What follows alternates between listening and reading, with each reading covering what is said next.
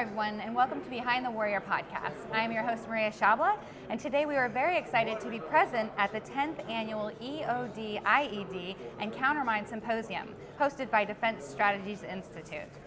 We are very excited to be joining Jerry Guilbert, Chief of Programs in the Office of Weapons Removal and Abatement with the State Department. Thank you for taking the time to talk to us. Happy to be here. Thanks for having me. Great. So Jerry, you've been with the State Department for 20 years. Yes. Can you give us some of the highlights of your career? Sure. So I joined the State Department actually right out of college, so it was my first real job. I held a bunch of different positions in the State Department. I started off negotiating contracts for a bunch of different offices and bureaus at State. From there, I moved over to the Bureau of International Security and Nonproliferation, where I worked on international nonproliferation efforts, specifically the export control and related border security program. So really, how do we prevent weapons of mass destruction and their components from crossing international borders and partnering with host governments to do that. In 2012, I moved to my current office, the Office of Weapons Removal and Abatement. It's part of the Bureau of Political and Military Affairs, where I'm currently responsible for managing the U.S. Conventional Weapons Destruction Program. Wow. So for a layman like myself, what does that mean? So the Conventional Weapons Destruction Program, it's a foreign assistance program that's designed really to improve civilian security through two main lines of effort. First, we have what we refer to as our small arms and light weapons threat reduction programs. So that's really about how do we prevent state-held stockpiles of conventional munitions from falling into the wrong hands.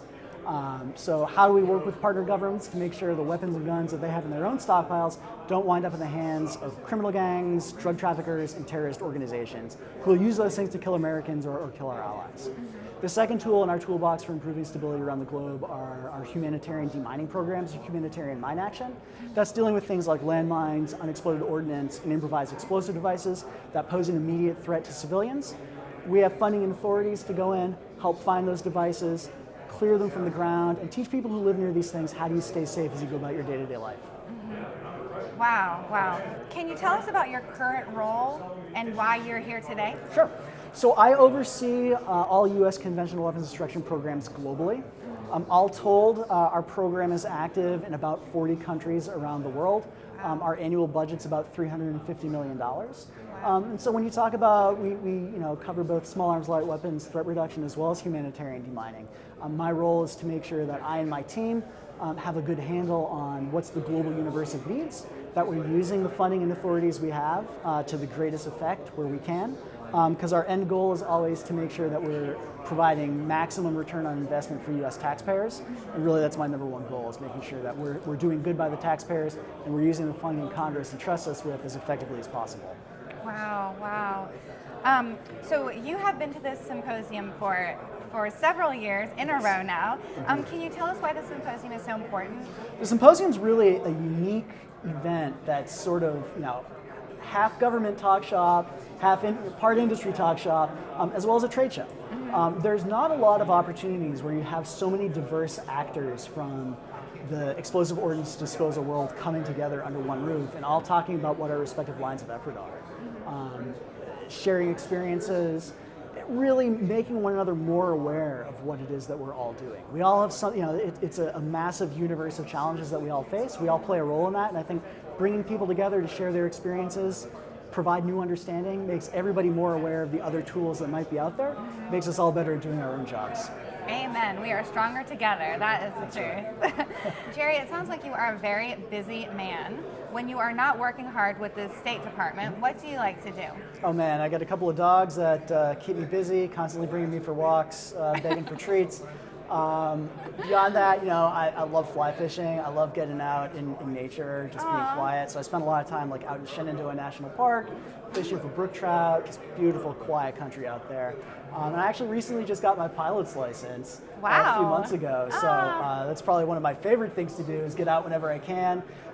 Fly out over the Shenandoah Valley, over the West Virginia mountains, and just see how beautiful it is from above. So absolutely passionate about that. Congratulations. Thank you. That's amazing. So what kind of dogs do you have? They're both rescues. Rescues, okay. And they are, it's really hard to tell what kind of dogs they are. One is a rescue from Puerto Rico. We have no idea what he's got in him. The other one looks like some sort of lab pit mix. Your guess is as good as mine, though. Well, how did you rescue from Puerto Rico? So it's actually a local rescue organization. They're really well connected with a bunch of shelters all along the East Coast and in Puerto Rico. So whenever shelters get needs, they bring them up. We saw this guy listed on the internet and couldn't resist. Oh, that is so awesome. Okay, so one more question. What is the favorite place to fly so far? Oh, favorite place to fly so far? I'm going to go with West Virginia, actually. Really? It's gorgeous. There's nobody else flying over West Virginia, so you get the skies to yourself. That's you nice. can really enjoy it. B, you can't beat that scenery. I've flown all up and down the East Coast, from Florida all the way up to New Hampshire. For my money, West Virginia scenery, just the mountains, the rivers, you name it, the lakes, it's gorgeous. Wow. Okay, and I have another. When's your favorite time to fly? Oh, favorite time to fly is going to be the morning. Really? Morning, you got the sun coming up, the winds are nice and calm, great smooth air, you can see forever. When you start getting into the afternoon in the summer and those thunderstorms start popping up, you start getting rocked all over the place in the little planes that I'm in. So Yeah. morning's where it's at. That's great. Well, Jerry, it's been so nice talking to you. Thanks for having me. Yeah, and thanks for taking time out of your busy schedule to share with our listeners. Appreciate it. Thanks so much. Thank you.